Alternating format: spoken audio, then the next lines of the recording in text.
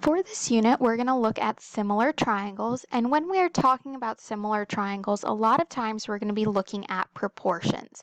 So to start off our unit, we're going to deal with the triangle proportionality theorem. What this theorem says is that if a line is parallel to one side of a triangle and intersects the other two sides, then it divides the sides into segments of proportional lengths.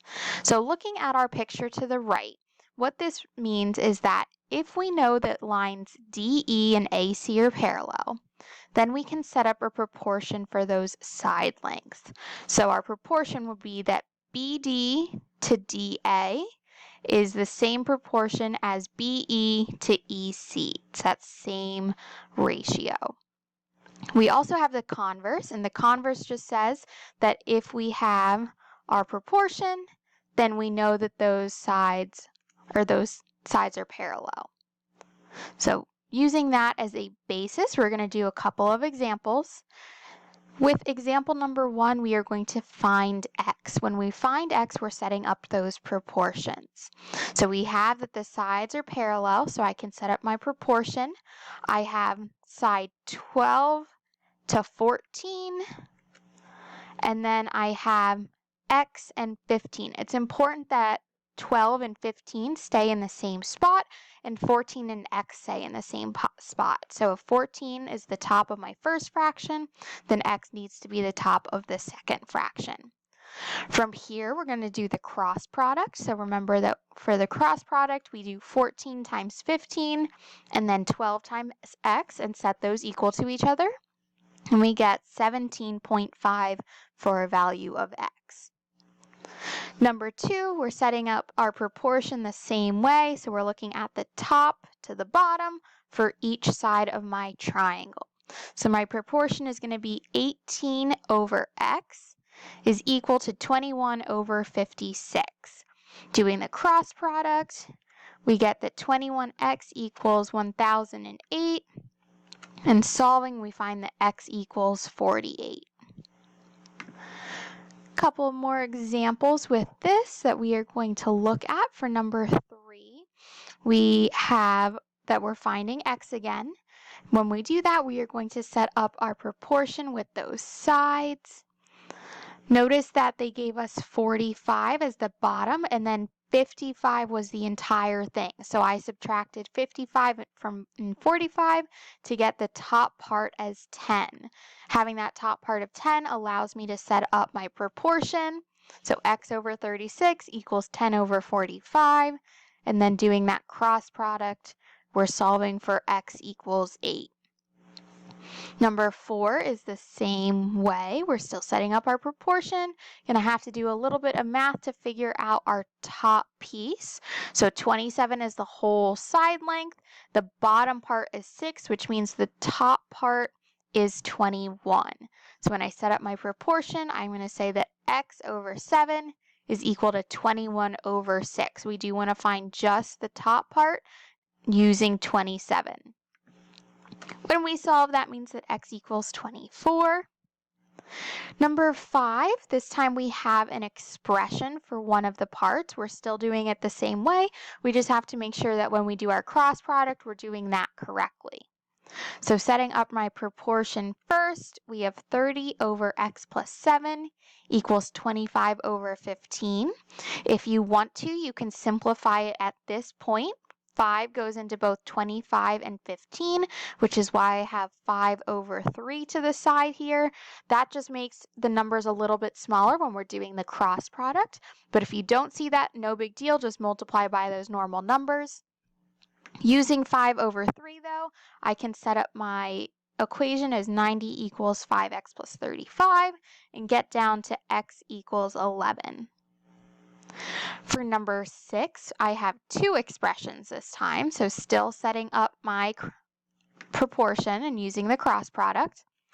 We're going to get 21 over 6 equals 3x plus 1 over x minus 1. Again, the 21 and the 3x plus 1 are both on the top because they're both the top part of my fraction, just making sure that they match in their position in the proportion. I simplified my fraction to be 7 over 2 on the left side. So when I do the cross product, that ends up being x equals 9. Questions 7 through 9 are using our converse. So remember, the converse says that if my proportion is true, if those ratios are equal, then we can say that the lines are parallel. So we're still setting up that proportion, and we're going to determine if it's equivalent on each side. When I set up my proportion for number 7, I have 11 over 15.4 equals 10 over 14. When we divide this out, we do get that they are the same, so I can say that yes, these two lines are parallel. For number 8, when we set up our proportion, that's going to be 15 over 4 equals 18 over 5. When we divide that out, we see that the two sides are not equal to each other. If they're not equal to each other, then we say no, the lines are not parallel. Last type of example for this, we are looking at our proportion. So 30 over 24, and then 37.5 over 30. Again, I have to figure out the bottom part here. So 54 minus 24 to get JM as 30. When we divide that out, we see that they are in fact equal on both sides, so I can say that the lines are parallel. We can also look at the parallel lines and proportional parts. So what this is saying is that if we have 3 or more parallel lines that intersect 2 transversals, so those are my sides, then they cut off the transversals proportionally.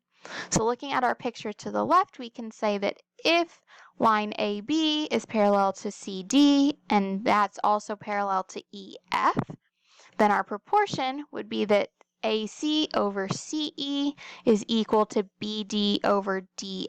So just using that same type of thing that we were looking at with our triangles. Looking at some examples, again, we're finding our value of x. When I set up my proportion, we're going to say that 45 over 18 is equal to 52 over x. And when we do the cross product of that, we find that x equals 20.8. Number 11, setting up our proportion the same way. So we have 30 over 12 equals x over 14. Again, matching up our sides, making sure they're in the same spot. And that gives us x equals 35. A couple of more examples to look at with this. For number 12, they did say that the entire side length is 32. So remember, we are going to subtract 18 from 32 to get the top little part as 14. And that allows us to set up our proportion and then solve for our x. 13, we're going to have to use that subtraction method again. So 92 minus 28 to figure out that this piece is 64. When we do that, we're setting up our proportion, and we find that x equals 72. Number 14, this time we have an expression, so we have to make sure that we're using that properly. When I set up my proportion, it's going to be 24 over 18 equals 3x plus 1 over 12.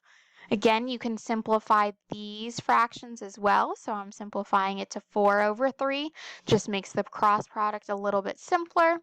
And when we solve, we get that x equals 5. 15, we have two different expressions that we're dealing with. Again, making sure that we're doing the cross product carefully to distribute the right way. So when I do that, I set up my proportion. Remember, when you are doing your cross product, it's 12 times 2x and 12 times 2, and vice versa. So 21 times x and 21 times 3. And when we do that, we're solving to get x equals 13. So that's using our proportions, both with parallel lines and with our triangles, and we're going to be using that a lot in our similar triangle proportions.